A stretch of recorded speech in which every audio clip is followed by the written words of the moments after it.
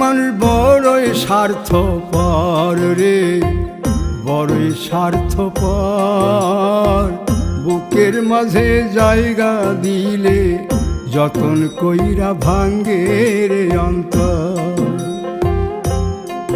মানুষ বড়ই স্বার্থপর রে, বড়ই স্বার্থপর।